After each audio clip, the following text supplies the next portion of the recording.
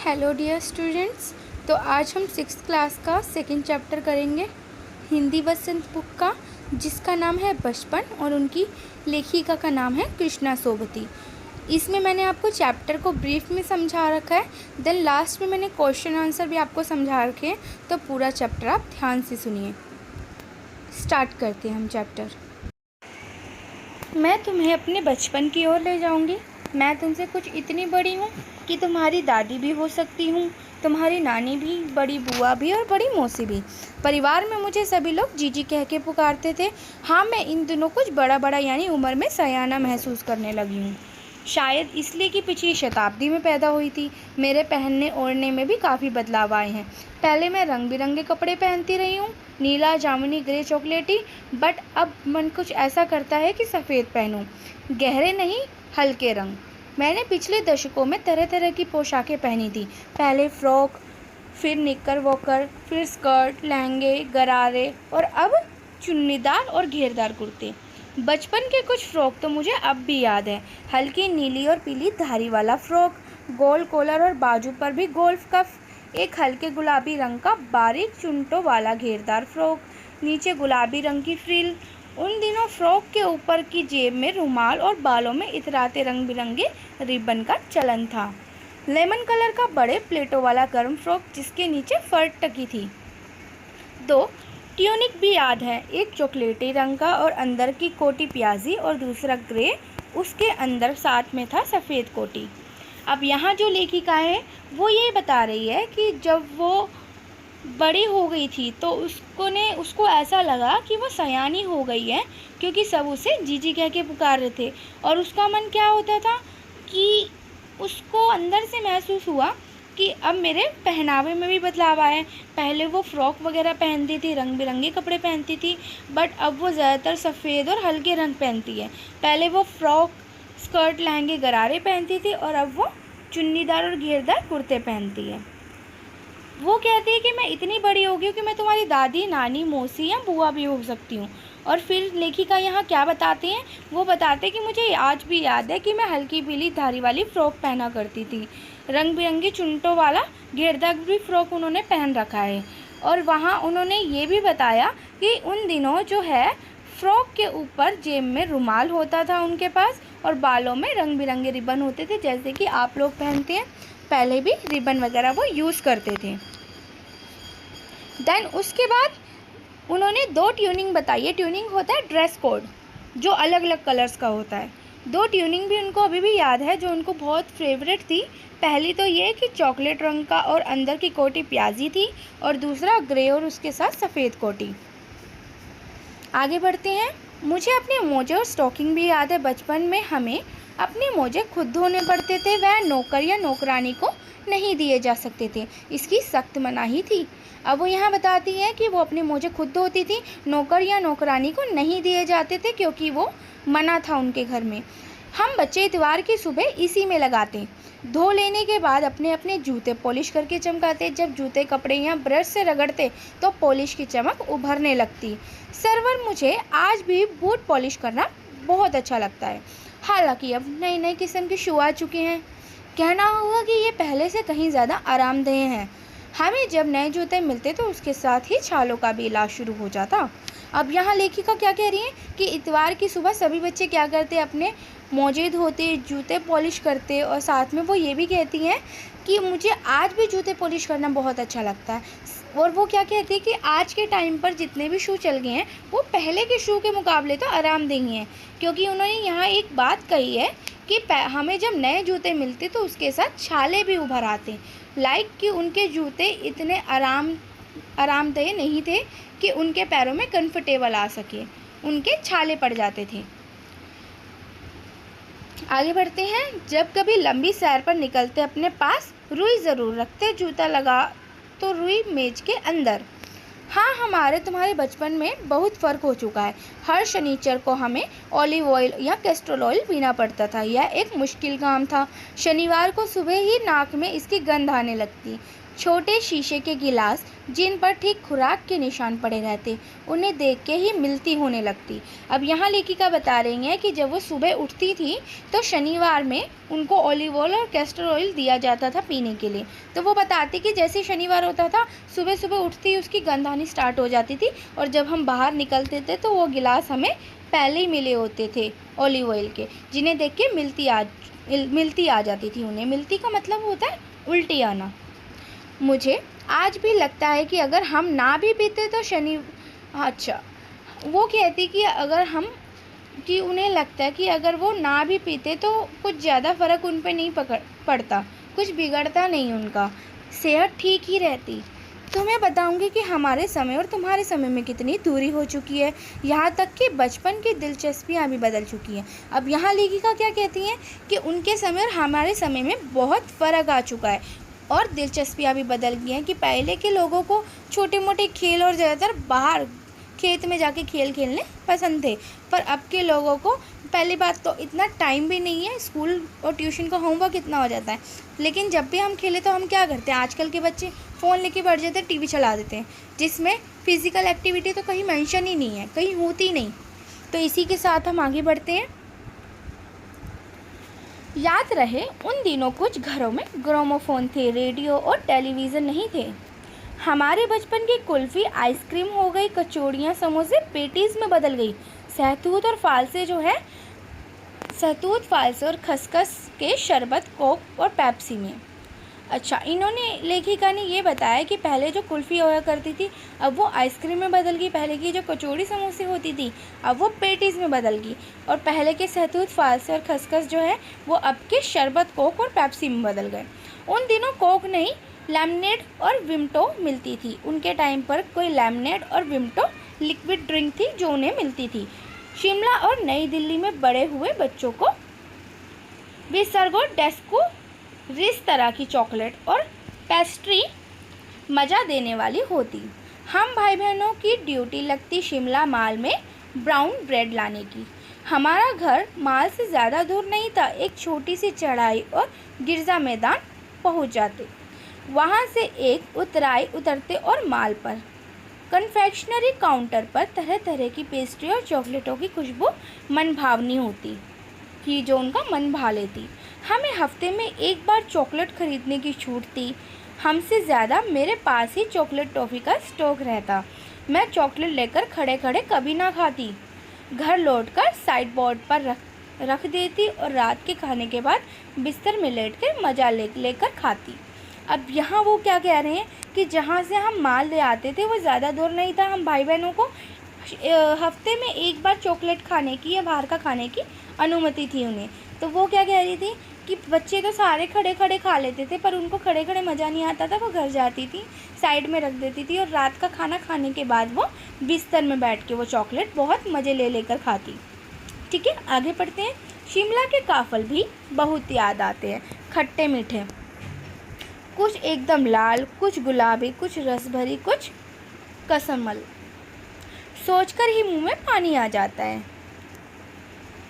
Chestnut एक और गजब की चीज़, आग पर भुने जाते और फिर छिलके उतारकर मुंह में, मज़ा ही आ जाता। चने, जौर, गरम और अनारदाने का चूर्ण। हाँ, चने और गरम की पूड़ियाँ तो तब भी थी, अब वह अब भी नज़र आती हैं। पुराने कागज़ों से बनाई हुई इस पूड़ियों में निरा हाथ का कमाल था। नीचे से छितरी लपेटते हुए ऊपर से इतनी चौड़ी कि चने आसानी से हथेली पर पहुंच जाए। एक वक्त था जब फिल्म का गाना चना जोर गरम बाबू में लाया मज़ेदार। अच्छा, इन्होंने यहाँ एक फ़िल्म बताई है जिसका गाना था चना जोर गरम बाबू में लाया मज़ेदार। चना जोर गरम उन दिनों स्कूल के हर बच्चे को आता था, कि जैसे होता है कि हमारा कोई गाना फेवरेट आ जाता था, हमारे मुंह पे वही चढ़ जाता है। ऐसे उनके टाइम पर उनको चने से एक गाना याद आया जो कि उस टाइम पर स्कूल के हर बच्चों को आता था। कुछ बच्चे पूड़ियों पर तेज मसाला बुकरवाते, पूरा गिरजा मैदान घूमते यह पूड़ियाँ चलती। एक एक चना पापड़ी मुंह में डालने और कदम उठाने में एक खासी लय रफ्तार थी। अब वो यहाँ बताती है कि पूड़ियाँ और मसालेदार जो चने थे वो इतने टेस्टी थे कि वो पूरा मैदान घूमते घूमते उस चीज़ को खाते। छुटपन में हमने शिमला रिज पर बहुत मज़े किए थे। घोड़ों की सवारी की। शिमला के हर बच्चे को कभी न कभी यह मौका मिल ही जाता था। अब वो बता रही है कि छुटपन मतलब छुट्टी में जब वो शिमला गए थे तो उन्होंने घुड़सवारी भी की। शिमला के हर बच्चे को घुड़सवारी करने का मौका मिल ही जाता था, ऐसा यहाँ पर जो है लेखिका कह रही हैं। आगे बढ़ते हैं इसी के साथ। हम जाने क्यों घोड़ों को कुछ कमतर करके समझते, उन पर हंसते थे। ननिहाल के घोड़े खूब हष्ट-पुष्ट और खूबसूरत। ननिहाल आप सभी को पता है नानी के घर को कहा जाता है, कि उन्होंने लेखिका ने बताया कि जो ननिहाल के घोड़े थे वो खूब हष्ट-पुष्ट और खूबसूरत थे। उनकी बात फिर भी कभी। शाम को रंग बिरंगे गुब्बारे, सामने जाखू का पहाड़, ऊंचा चर्च की घंटियां बजती तो दूर दूर तक उनकी गूंज फैल जाती। लगता इसके संगीत से प्रभु यीशु स्वयं कुछ कह रहे हों। सामने आकाश पर सूर्यास्त हो रहा था। गुलाबी सुनहरी धारियां नीले आसमान पर फैल रही थी। दूर दूर फैले पहाड़ों के मुखड़े गहराने लगे और देखते देखते बत्तियां टिमटिमाने लगी। रिज पर की रौनक और माल की दुकानों की चमक के भी क्या कहने। स्प्लेंडर पॉइंट की भी भीड़ से उभरता कोलाहल। अब वो यहाँ बताती हैं कि जो सनसेट हो रहा था, सूर्य उदय हो रहा था, उनकी जो गुलाबी सुनहरी धारियाँ थी वो आसमान में फैली हुई थी।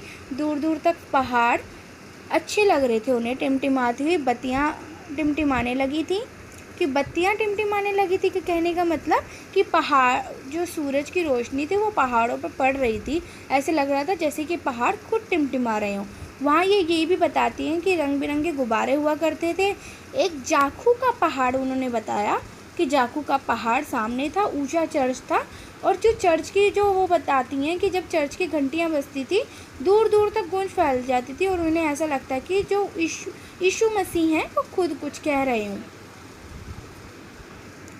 सिल्वर स्प्लेंडर पॉइंट के ठीक सामने उस दिनों एक दुकान हुआ करती थी जिसके शोरूम में शिमला कालका ट्रेन का मॉडल बना हुआ था। इसकी पटरियाँ, उस पर खड़ी छोटे छोटे डिब्बों वाली ट्रेन, एक और लाल टीन की छत वाला स्टेशन और सामने सिग्नल देता खंबा, थोड़ी थोड़ी दूर पर बनी सुरंगें।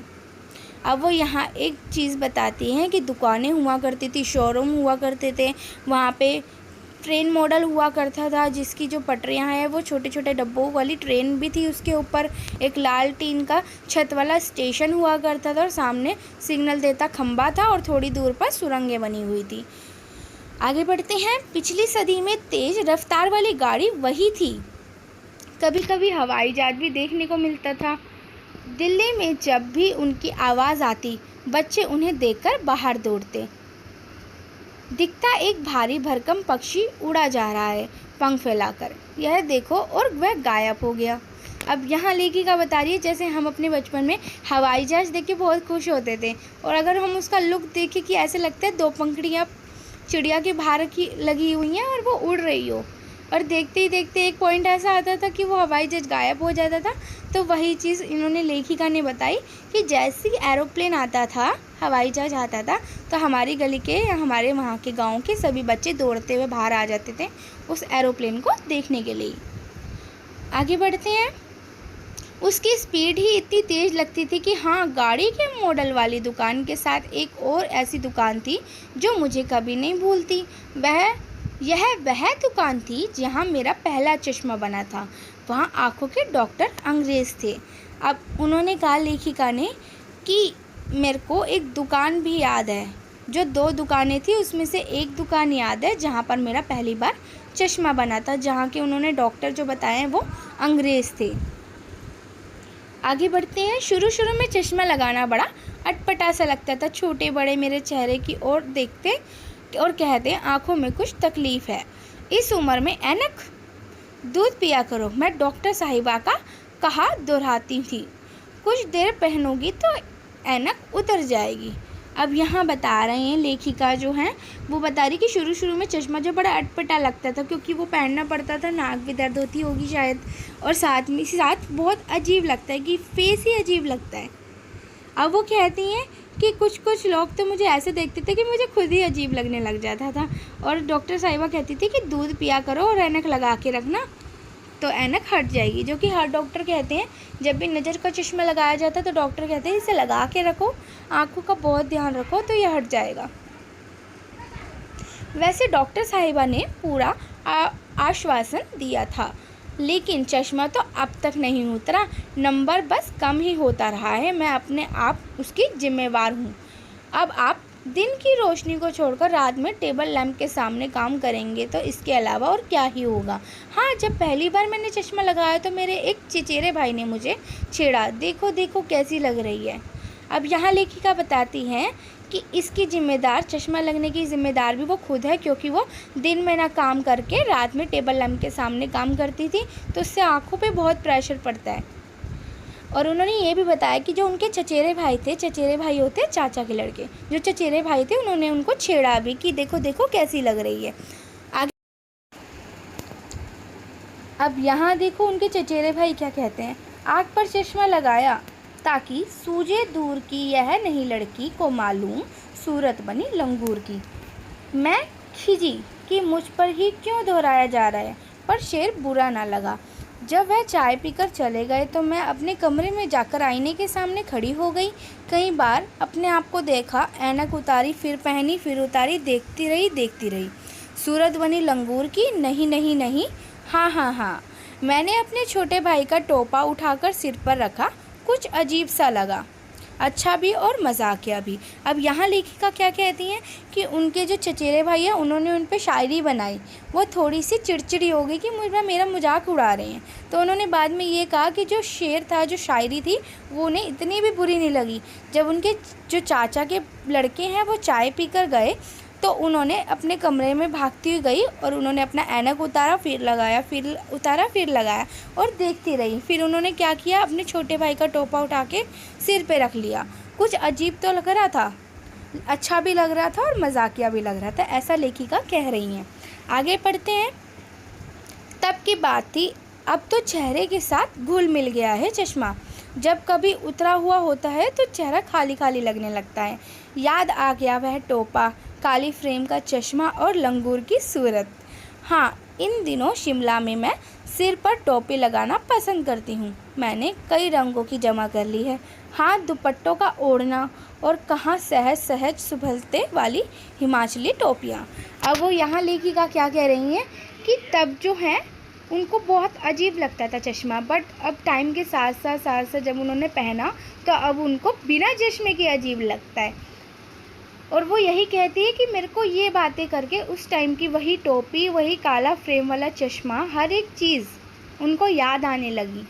और वो कहती हैं कि मेरे पास अब कई तरह की टोपियां हैं और कई तरीके के दुपट्टे हैं जो मैं ओढ़ती हूँ।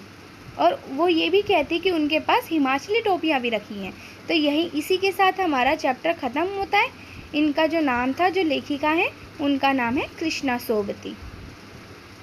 तो चलिए स्टूडेंट्स, अब हम इसके क्वेश्चन आंसर करते हैं। चलिए डियर स्टूडेंट्स, अब हम इसके क्वेश्चन आंसर करते हैं। फर्स्ट क्वेश्चन है कि लेखिका बचपन में इतवार की सुबह क्या क्या काम करती थी। उत्तर है, लेखिका बचपन में इतवार की सुबह अपने मोजे धोती थी, जूतों को पॉलिश करती थी और उन्हें चमकाती थी। सेकंड क्वेश्चन, तुम्हें बताऊंगी कि हमारे समय और तुम्हारे समय में कितनी दूरी आ चुकी है। इस बात से लेखिका क्या क्या उदाहरण देती है। उत्तर है, इस बात को समझाने के लिए लेखिका कई उदाहरण देती है, जो कि मैंने 4 पॉइंट्स लिखे हैं। फर्स्ट पॉइंट है, पहले बच्चों को अपने मोजे खुद धोने पड़ते थे। हर शनिवार ऑलिव ऑयल पीना पड़ता था। थर्ड, उस समय ग्रामोफोन्स होते थे। फोर्थ, बच्चों को कभी कभी ही चॉकलेट खाने को मिलती थी। थर्ड क्वेश्चन, पाठ से पता करके लिखो कि लेखिका को चश्मा क्यों लगाना पड़ा। चश्मा लगाने पर उनके चचेरे भाई उन्हें क्या कह के चिढ़ाते थे। उत्तर, रात में टेबल लाइट में काम करने से उनकी आंखें जो है कमज़ोर हो गई थी, इसलिए डॉक्टर ने उन्हें चश्मा लगाने की सलाह दी। चश्मा लगाने पर उनके चचेरे भाई उन्हें लंगूर की सूरत कह के चिढ़ाते थे। फोर्थ क्वेश्चन, लेखिका अपने बचपन में कौन कौन सी चीज़ें मज़े लेकर खाती थी और उनमें से प्रमुख फलों के नाम बताएं। उत्तर, लेखिका बचपन में चॉकलेट और चने और अनारदाने का चूर्ण मज़ा लेकर खाती थी। उनके प्रिय फल कसमल और काफल थे। फिफ्थ क्वेश्चन, उम्र बढ़ने के साथ लेखिका में क्या क्या बदलाव हुए, पाठ से मालूम करो। उत्तर, उम्र बढ़ने के साथ साथ लेखिका के पहनावे में बदलाव हुए। जैसे वह पहले रंग बिरंगे फ्रॉक, निक्कर, वॉकर, स्कर्ट, लहंगे, गरारे पहनती थी, परंतु अब वह सफ़ेद और हल्के रंग के चूड़ीदार और घेरदार कुर्ते पहनने लगी। तो इसी के साथ हमारे क्वेश्चन के साथ ये चैप्टर हमारा कवर अप होता है। अब हम आपको नेक्स्ट वीडियो में मिलेंगे 3rd चैप्टर में, नादान दोस्त।